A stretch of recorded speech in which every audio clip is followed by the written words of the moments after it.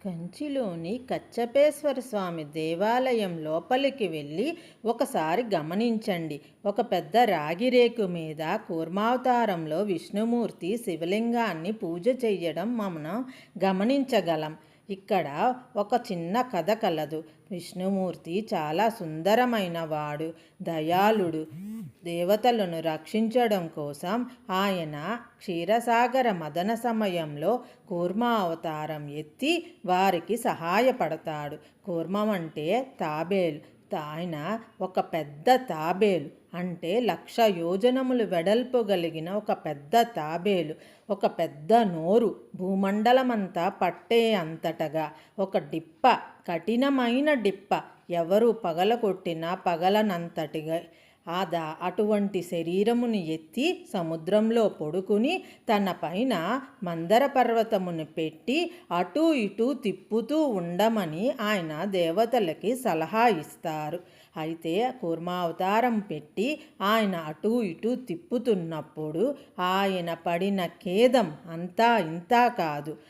ఏ అవతారంలోనూ అటువంటి బాధను ఆయన అనుభవించలేదు. అయితే కూర్మావతారం తాల్చిన తర్వాత ఆయన బాధ ఎలా ఉందంటే, ఆయన సముద్రంలో పడుకుని తన తలని అటూ ఇటూ తిప్పుతున్నప్పుడు తన తోకతోనూ తలతోనూ చాలా సముద్రపు ప్రాణులు చనిపోతాయి. కొన్ని సముద్ర ప్రాణులకి హాని కలుగుతాయి. ఇది అంతటిని గమనించిన విష్ణుమూర్తి చాలా బాధను అనుభవిస్తాడు. ఆ బాధలో ఆయన ఏం చెయ్యాలో తెలియక శివుడిని ప్రార్థిస్తాడు. అప్పుడు శివుడు ప్రత్యక్షమై, కచ్చపేశ్వర దేవాలయంలో నేను లింగ రూపంలో ఉన్నాను, అక్కడికి వచ్చి నన్ను పూజించి అర్చించు, అప్పుడు నీ పాపములన్నీ పోతాయి అని శివుడు వరమిస్తాడు విష్ణుమూర్తికి.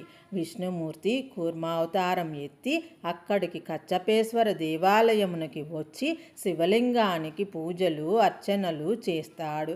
అలా చెయ్యడం వలన ఆయన పాపములని పోగొట్టుకుంటాడు. అంటే శివుడు, అక్కడ ఉన్న శివుడు ఎంతటి మహిమాన్వితుడంటే విష్ణుమూర్తి యొక్క పాపములను కూడా పోగొట్టగలిగిన